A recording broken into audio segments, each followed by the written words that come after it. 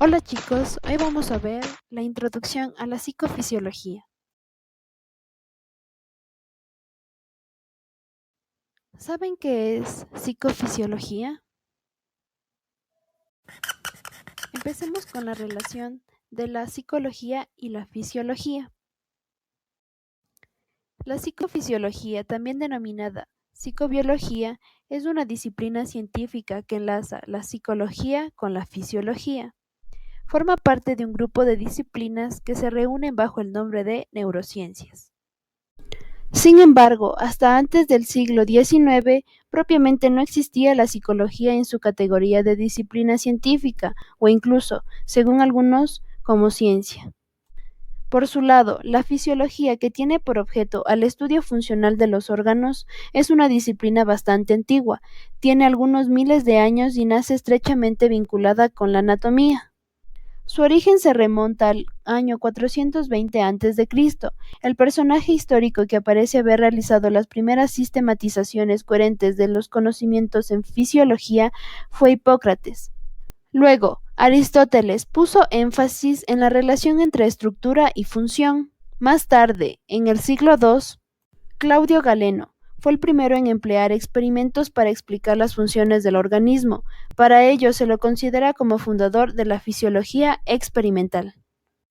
Pero también la psicofisiología tiene su propia historia. Es una de las ramas más antiguas de la psicología, más que de la fisiología. Sus antecedentes son las investigaciones de Descartes, que van de 1596 hasta 1650 en su Tratado del Hombre. Luego se consideró que la psicología se separó de la fisiología en 1879. El hecho que marcó esta separación fue la creación por parte del alemán Wilhelm Wundt de crear el primer laboratorio de psicología experimental en la ciudad de Leipzig, Alemania. Se podría definir a la psicofisiología como una disciplina científica que tiene como objeto de estudio las interrelaciones existentes entre los aspectos fisiológicos y los aspectos psicológicos.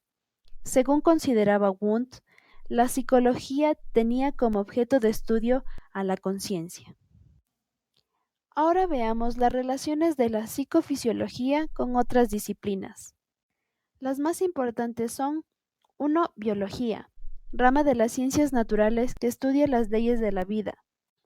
2. Biología molecular, se ocupa del estudio de las bases moleculares de la vida. Se estructura por la presencia de 20 aminoácidos, 8 de los cuales son denominados esenciales. Las biomoléculas son de 4 tipos: carbohidratos, lípidos, proteínas y ácidos nucleicos. 3. Anatomía.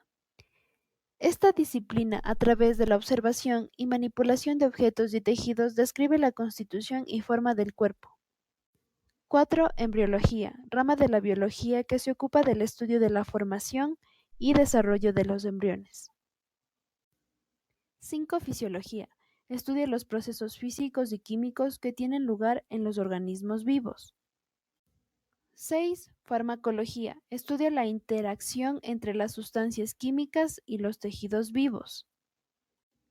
7. Psicología, disciplina científica que estudia al ser humano en sus actividades mental, afectiva y conductual desde un punto de vista individual y social.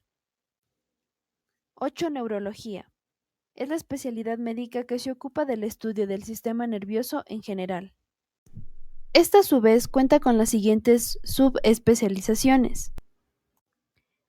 La breve historia de la investigación del cerebro se puede dividir en 3 etapas: desde la antigüedad hasta el siglo II, desde los siglos III hasta el XVIII y desde los siglos XIX hasta hoy. Intentos tempranos por comprender el cerebro. Los antiguos egipcios han dejado pistas de su preocupación por el cerebro en sus prácticas funerarias. Los griegos, Hipócrates, el más inteligente observador de la enfermedad, se suscribió a la hipótesis del cerebro, llegó a la conclusión de que el cerebro gobernaba el cuerpo.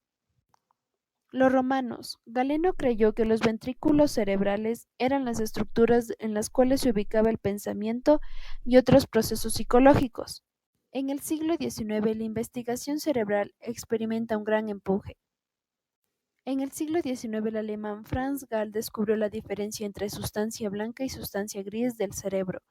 Fundó la frenología, que fue un intento de correlacionar la personalidad con las características del cráneo. Paul Broca descubrió que el tercio posterior del giro frontal inferior izquierdo es el centro de la motricidad.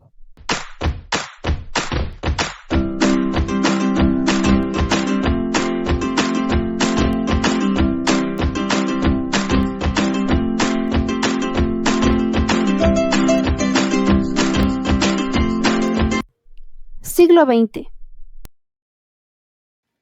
A continuación les vamos a mostrar una tabla de la síntesis de la historia en la investigación cerebral.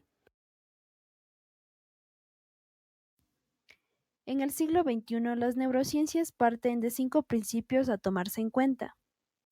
1. Mente y cerebro son inseparables. 2. Cada función mental se lleva a cabo con circuitos neuronales en diferentes regiones del cerebro. 3. Todos estos circuitos son construidos por células nerviosas. 4. Los circuitos neuronales usan moléculas específicas para generar señales entre las células nerviosas.